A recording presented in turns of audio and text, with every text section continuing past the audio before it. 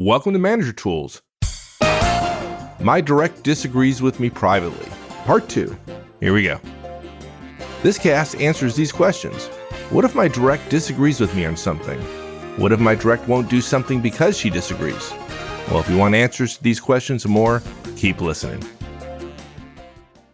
Okay, so given all that you just said, how can we know then when disagreement is right or wrong?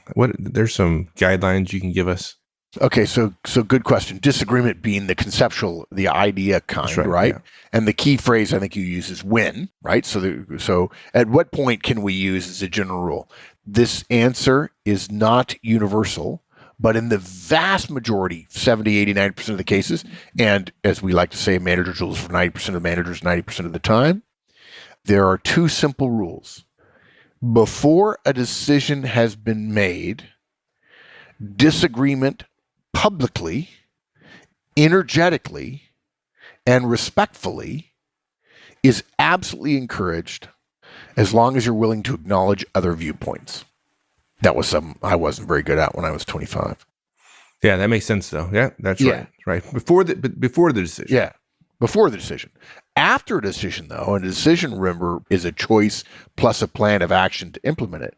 After a decision, though, disagreement has to be expressed, if it's expressed at all, privately, respectfully, and acknowledging actions are different from dissent. Meaning, if Mike's my boss and he decides on A, even though I pushed for B, I can come back to him and I can say, boss, I want another bite at the apple on B. Mike would probably say, throw me a bone here, dude. He'd say, yeah, okay, Horstman, I'll listen to you. Right? Yeah. I would be private, he and I, only he and I. I wouldn't complain in the staff meeting where Mike said I've chosen A. I wouldn't stand up and go, no, it's got to be B. Sorry, kill the agenda. I need to say my piece here. You don't do that. You nod your head. You say, okay, I didn't win that one. I'll learn to fight another day. And in my next one-on-one, or I say, hey, can I have you 15 minutes of your time at the end of the day today? I just want to talk to you. And then I come in and I say privately and respectfully, hey, Mike, I know you chose A. I can live with that. That's the way I show him I'm respectful. And I want another bite at the apple on trying to prove to you on B. I don't think I marshaled my arguments very well. Now, if he's smart, he'll say, okay, fine. And if, in fact, you blow me away, but you'll have to blow me away since I already publicly announced A, and I don't want to walk around with egg on my face for a couple of days, he'll listen, and maybe I can convince him. But I also am smart enough to tell him, regardless of whether we agree or disagree, as far as I'm concerned, the answer is A, and I will do my part to make A a success. In other words, I'm acknowledging that my actions, my behaviors, the things I do in light of the decision which says it's a plan to achieve A, my actions are different from whether or not I agree. The ultimate standard would be no one would be able to tell that I fought for B beforehand. So that's the two simple rules. And what that means is there's a time and place for disagreement. And we want disagreement. We started the cast with, of course you're going to have disagreement.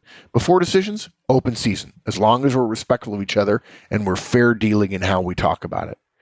After decisions, disagreement is also okay. If you either keep it to yourself while giving that last full measure of work effort publicly to the plan, or voice privately to one's manager while also still giving the last full measure of work effort publicly. Bottom line, public disagreement isn't always acceptable. And that's not an assault on your direct's consciences.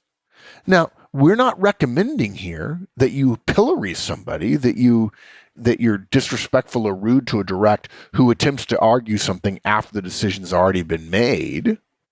There's a time for that, and we'll talk about how to give feedback here in a minute.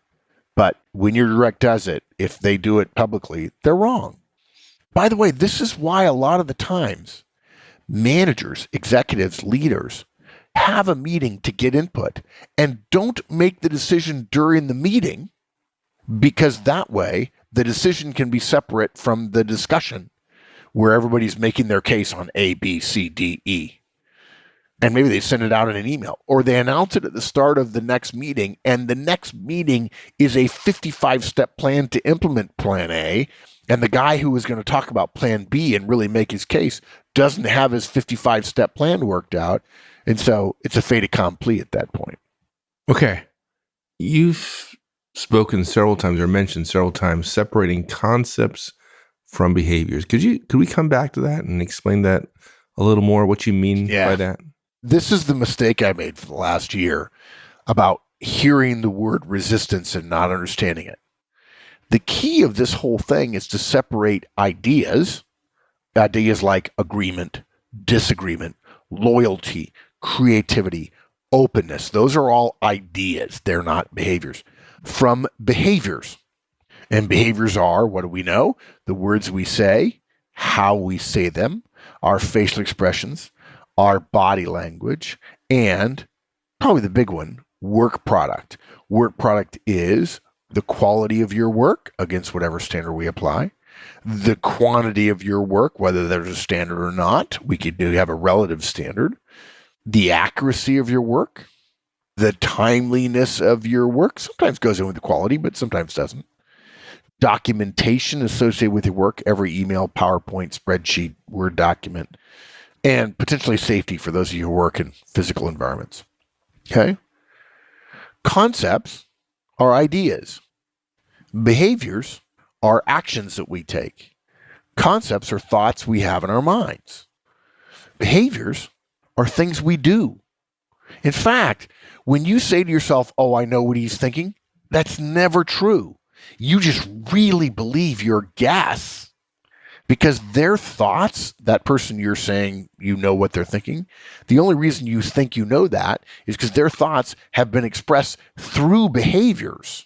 They engaged in behaviors, and you think you understood what that behavior means about their thought process. Right. Because if it were me and I engaged in that behavior, I would have been thinking X, which may be true, but maybe not what the other person. That's right, about 25 to 30% of the time. Right, so exactly. Roll the dice, baby.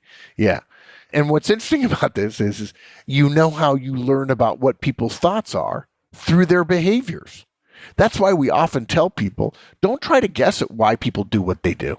Don't guess at their personality. Don't try to guess at how they were raised or what's important in their life or what seminal events occur to them. What most happens to people is you experience, it's almost like an M&M. Think of it as we're going to talk about a brown M&M as opposed to my favorite, the yellow peanut M&M. We got a brown M&M, which has a brown candy-coated shell. Then, of course, it has chocolate around the peanut, and then there's a peanut in the middle. That shell is the behavior you interact with. Okay. The chocolate around the peanut is how you think about their personality and so on. And the peanut in the middle is their genetic, the nature that got them started in the world. Most of us think we can watch the candy-coated shell, interpret from that the chocolate, and even get down to the peanut. You know, I think she was abused.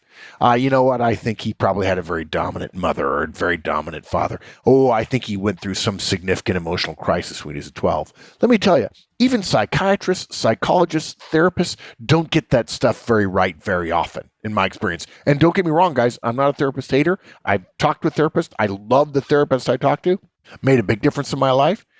And the idea being is if I can truly interpret this person, then I can project forward 2 weeks and combining their personality with their genetics and their upbringing and everything I know about them, everything I've intuited about them, I can project what their behavior is going to be 2 weeks from now.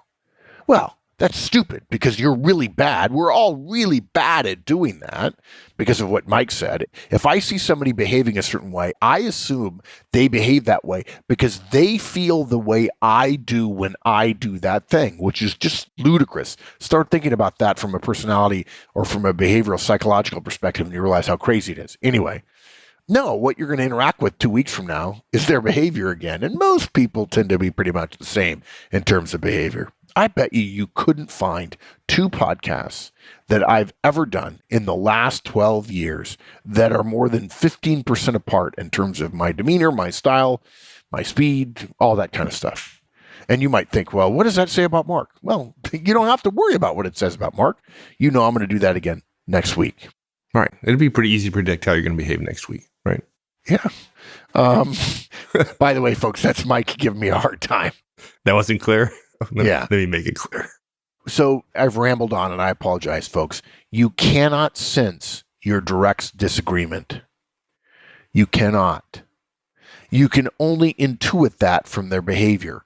If you're beginning to think that a direct isn't giving their best effort to something, that they aren't, quote, behind the effort completely, that they aren't, quote, with the program, the only way you would know that is your evaluation of their behaviors. And you still wouldn't know they disagreed. You would only guess that they disagreed based on their behavior. And if you try to give somebody some feedback based on the fact that they're not with the program, they will absolutely look you in the eye. And even though you believe they're lying, they'll believe they're telling you the truth when they say, I am totally with the program. And you'll walk away from that conversation feeling totally frustrated because you know they're right and they know that you can't know what in fact they have inside their head. Yeah, try to prove that, right? Yeah. So we don't give feedback about what people know or what people feel or what people think. We give feedback about the behaviors. And this is where the resistance thing opened up really nicely for me. It's okay to disagree. It's okay to privately be thinking to yourself, you know, Ozan, he's really smart, but I wouldn't have done it this way. And it's also important that I can hold another idea in my head at the same time, which is, and even though I wouldn't have done it this way, I must deliver on the things Mike expects me to deliver on so that no one questions my dedication to what this team agreed to. And in this case, the team, it might have been Mike's decision, but we're all on board with Mike, and that's how organizations work. It's not rocket science. And again, if you feel that this is somehow an affront against your morality, you're just wrong. You're not willing to accept the idea that you're an individual with a reduced set of freedoms for the benefit of a magnified set of results. That's essentially what we do. So let's look at 4 different scenarios. We're talking post-decision now, okay? Pre-decision, okay to disagree. Let's have some healthy debate, respectful, okay? Acknowledging other people's, fair-mindedness, regardless of other people's ideas. But we're going to talk post-decision now, okay? So a plan's already in place. And we're going to come up with basically what this is a 2x2 matrix of mental state and behaviors, the intersection of which everybody calls resistance, okay? The 2 mental states people can be in is they either agree or disagree with the plan. The decision, if you will. Agreement and disagreement are the 2 columns, left and right. Agreement is on the left, disagreement is on the right. Classic 2x2 matrix. If you don't know what a 2x2 matrix, folks, is, picture a square that is 4 inches by 4 inches, and then divide that square vertically in half and horizontally in half. So now that square has 4 quadrants, each of which has a 2x2 square in it. The left column, in other words, the 2 quadrants on the left side, represent agreement, and disagreement is on the right. The 2 behavioral possibilities, remember we're talking about mental state, agree or disagree, and behavior. The 2 behavioral possibilities are supportive, meaning doing what you're supposed to do, which we would then intuit as supportive, or not supportive, meaning not engaging in the right behaviors, resistant, okay? Supportive is the top row, not supportive, bottom row. So just to be clear, in case you're not following me, there's a picture in the show notes, but if you're a supportive direct and you agree with your boss, you're in the top left. And if you disagree with the decision and you're not supportive, you're in the bottom right. So let's go around. I think we want to go around the circle. Okay. Now let's go in a different order. So we'll go top to bottom, right? Agree or disagree. No, we'll go left to right.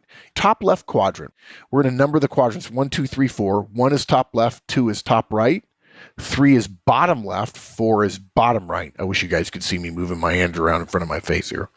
If a direct agrees and is supportive, he or she is in the top left.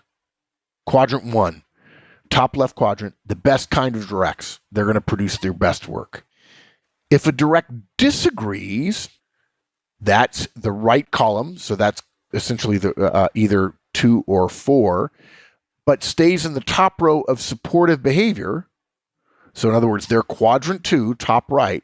They disagree with you, but they engage in supportive behavior after the decision. That's professional subordination. And that's what we want. We want everybody to be in quadrant 1 or quadrant 2. If a direct agrees, now we're in quadrant 3, bottom left, they're agreeing with you, but they engage in unsupportive actions.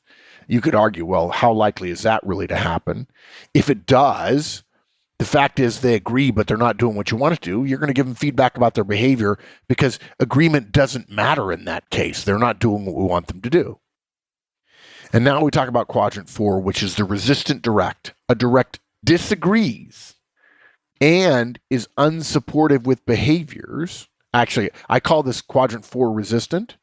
But in fact, if a direct agrees but engages in unsupportive actions, you could hypothetically say that person resistant as well. I don't think of that as a person who's resistant. I think of that as a person who simply is not doing their job, and so we give them feedback. We love them, we care about them, we want them to do better, and we're going to ask them to do better. But anyway, in quadrant 4, a direct disagrees, then chooses to be unsupportive with their behaviors. They may totally feel that their actions are coherent, but those actions are still worthy of adjustment, and so we're going to have to give them feedback for that. Because the organization is about behavior and not about individual concepts. Let me put it differently, since the resistance thing has come up over and over again. Folks, to put a different spin on this, there is no such thing as a conscientious objector to organizational work from within. One cannot abstain from action because you disagree unless you choose to leave the organization. In that way, you can absolutely abstain. You can quit, walk out, and you don't have to take any of the actions that you disagree with. You could always threaten to leave the organization, and yeah, that's certainly leave, just be careful. Don't have your bluff called. Say, well, sorry, I'm not going to change my opinion. If you don't change this opinion, change this decision, I'm going to quit. Gee whiz. Okay, well, I've made up my mind. I didn't factor that into my decision, but I still, having thought that through, I still think, and frankly, in my head, I'm thinking anybody who would pull that stunt is unstable enough that I'm not sure I want him on the team. But regardless, you lost, and I don't want to lose you, but I'm not going to be held hostage to you threatening to leave. So, okay, you got to go. Now, the moment you stay after I've made my decision and I don't change it when you threaten to leave, I think you're toothless going forward, and I'll probably help you find work on another team somewhere. Yeah, not a good approach. Okay, so either way, and I think folks who have not been listening to us for a while might think we're going to give them feedback if they're doing the wrong thing. But that's not the case. We give positive feedback and negative feedback. We give feedback on both, right? Yeah. So what do we do when a direct disagrees? Again, it depends on when they do it and how they do it. If a direct disagrees during the planning phase of a decision in a respectful way, give them positive feedback about it. So I'll play the manager, you play the direct, Mike. Okay. For all these scenarios. Hey, Mike, can I offer you some feedback? Sure thing. When you say you disagree when we're planning things and you offer other alternatives, it shows me you know how to be creative while also being a good team member. So thanks. Appreciate it. Cool. Thanks, boss. Okay. So next scenario. What if they disagree after a decision has been made, but they do so privately while meeting their responsibilities? So they disagree. They're on the right, but they're also on the top in terms of doing what we want to do there. So they're in quadrant 2. So Mike's done that. So here's what I say to him. Hey, Mike, can I share something with you? Sure. When you share your disagreement privately with me, which shows me trust, but you also meet your responsibilities or accomplish your tasks, I just got to tell you, it's pretty damn impressive. I've dealt with a lot of people in the past, which when they say they disagree, but then they actually don't want to do the work. I call what you're doing professional subordination, and I admire it. And I just want to tell you, I appreciate it. Thanks. Thank you. Okay. Now, other side of the coin. Now we're in quadrants 3 and 4. What if they disagree after a decision and do so publicly? So we'd say this. I'd say, hey, Mike, can I share something with you? Sure. When you openly disagree with a plan we've already decided upon, I've decided upon based on your guys' input, it takes us off agenda during the meeting. I think it sends the wrong message to other people on the team that now is the time for disagreement when it really isn't. Can you try voicing your concerns privately in the future once we're in the process of enacting a plan? I guess so. Well, Mike, I mean, are you sure? I mean, if we need to talk about it, let's talk about it. I mean, I want you to understand what you did, why I disagree with it, why I want you to do better. I don't want you to guess. No, I got it. You got it. Okay, Yeah. Cool. Thanks. I appreciate your flexibility. I do. Cool. Okay. Now, final scenario. What if they publicly disagree after a decision and they're not accomplishing their objectives. That's quadrant 4. Hey, Mike, can I have a word? Yep. When you miss deadlines after you've publicly disagreed with a plan after the fact, it sends a message that you can behave any way you like if you don't agree with the team, and I think that destroys team morale. Can I count on you to come back to me with a way that you're going to bring your deliverables current? And if so, when can you do that by? Well, yes, but I still disagree, just to be clear. Okay, let's be clear about something. You're entitled to that disagreement. Disagreement's good. You've heard me say it before. Before I make a decision and we're discussing it, let's have disagreement. I'm okay with different points of view. Maybe your way is better. We'll never truly know it. You can't step in the same river twice, right? But your disagreement has to be kept private out of respect to the team and to the organization. And by private, I mean either kept to yourself or shared respectfully only with me.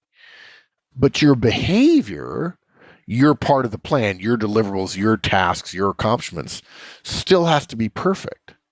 That's part of how organizations work. We all kind of pay a tax to the organization to get the benefit of multiplying or magnifying our efforts because we teamed up. So I want to be clear with you. Thank you for saying yes. I'm glad I can count on you to get back current.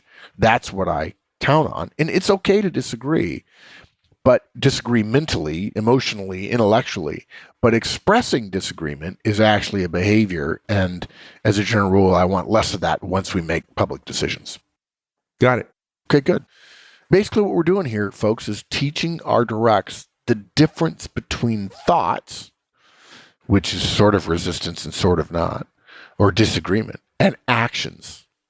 If somebody disagrees and does what you want, they're a gem, because you're not going to get everything you want all the time. And what's too bad is if you're only thinking about the resistant direct, you're missing out on that one who's a team player who says, I lost that battle, but I'm going to be a good soldier because next time I have a chance to win. I have a chance for my idea to be considered and chosen. We're so focused on that resistant direct, and unfortunately the squeaky wheel gets the grease. We don't get a chance to give positive feedback to that person who probably disagreed, recommended B rather than A, but is killing it. If somebody comes and recommends something you disagree with and you end up choosing your way, and that person who recommended B versus A goes out and kills their deliverables on A, you've got to give them positive feedback. And I don't see how you could do it without mentioning that they recommended B. That's a team player there. And there's so much discussion today in the modern press about it's not about being a team player. They say things like collaborative, which nobody knows what that means in terms of behavior. But they're always talking about some internet billionaire, millionaire, or something like that. I'm sorry, you want to join an organization to magnify your efforts, you're going to have to give up some of your individuality. It's a good thing. So, summarizing, it's okay for directs to disagree. Disagreeing is normal. The context, the key, is time and place.